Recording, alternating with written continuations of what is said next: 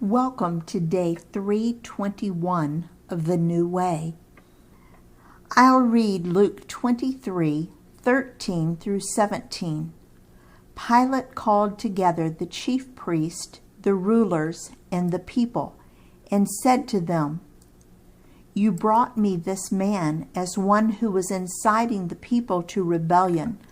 I have examined him in your presence and have found no basis for your charges against him. Neither has Herod, for he sent him back to us. As you can see, he has done nothing to deserve death. Therefore, I will punish him and then release him."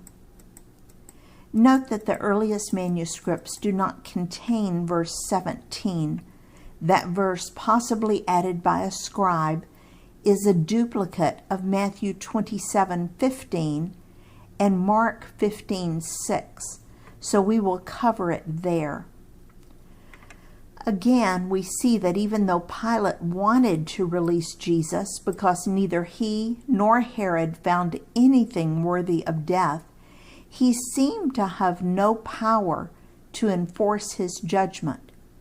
Whether that was weakness that was always there, or whether it was God intervening, we won't know until we get to heaven and ask. I'll read Matthew 27:15 through 26. Now it was the governor's custom at the festival to release a prisoner chosen by the crowd. At that time they had a well-known prisoner whose name was Jesus Barabbas.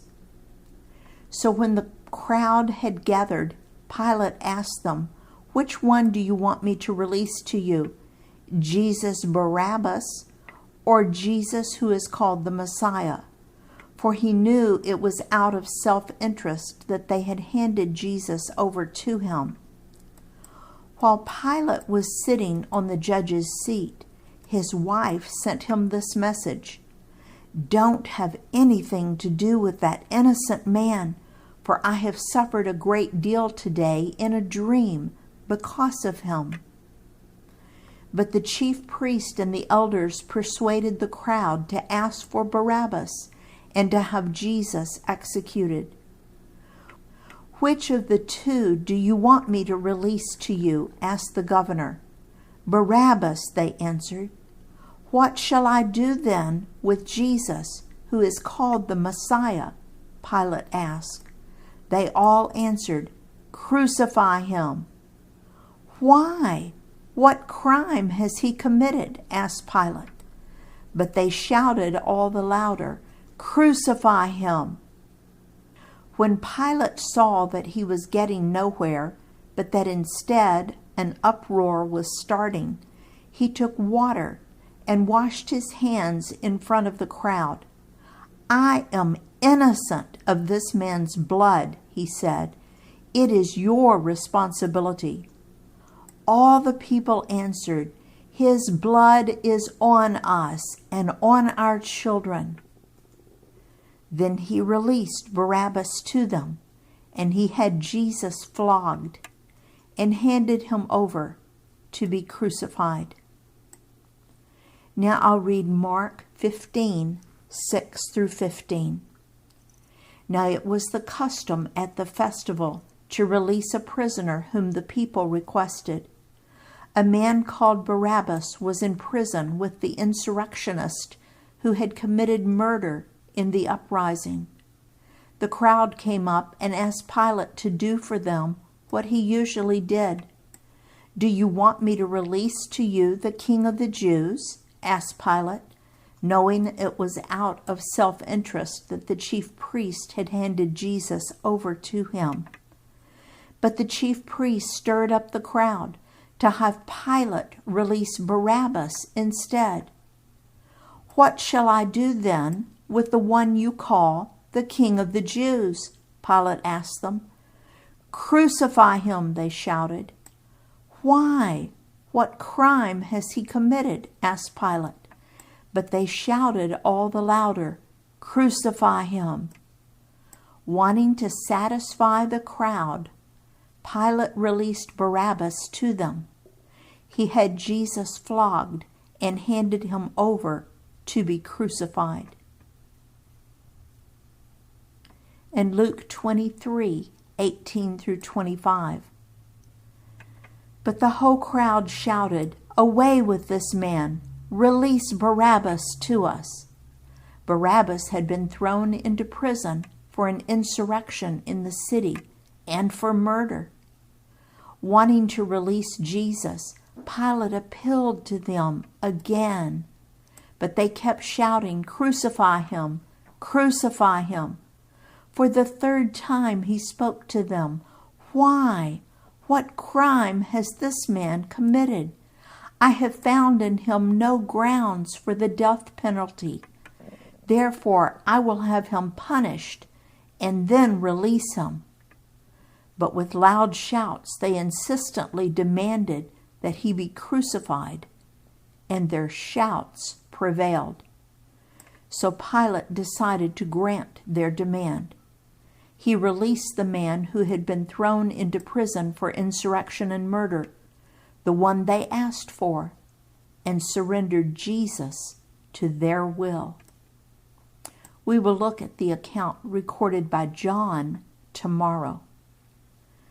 Pilate remembered he still had one more ace up his sleeve.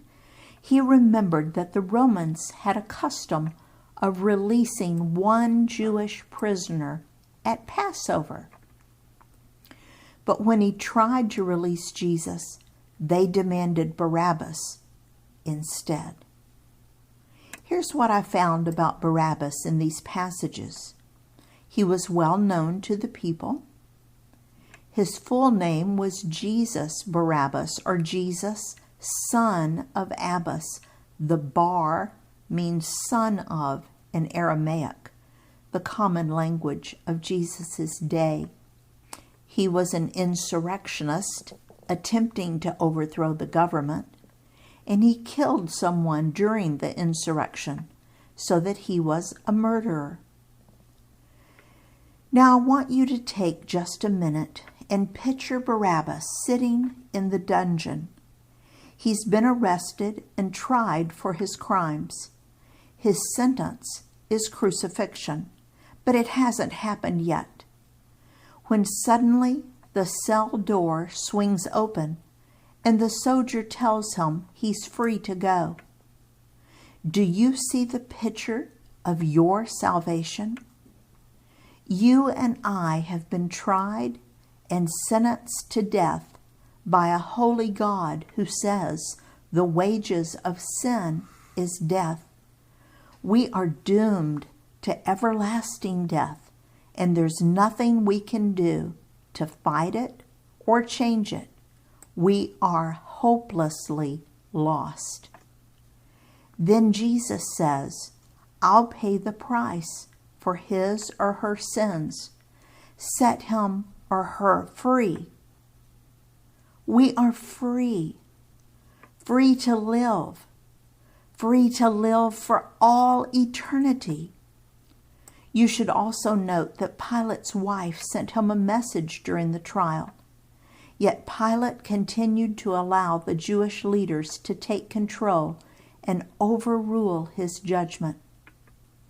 If you give in to a crowd talking you into shoplifting, can you escape the consequences?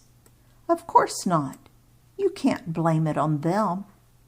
Pilate had the responsibility to provide a fair trial for Jesus, and he did not. He has gone down in history as a disgrace to the justice system of Rome. He tried to escape the blame by publicly washing his hands of the whole thing, stating that he was not responsible for Jesus' death. Can he be forgiven? Certainly. I believe that when Jesus said, "Whosoever will may come," he didn't exclude anyone. Did Pilate become a follower of Jesus? I don't know. In his service, Dale.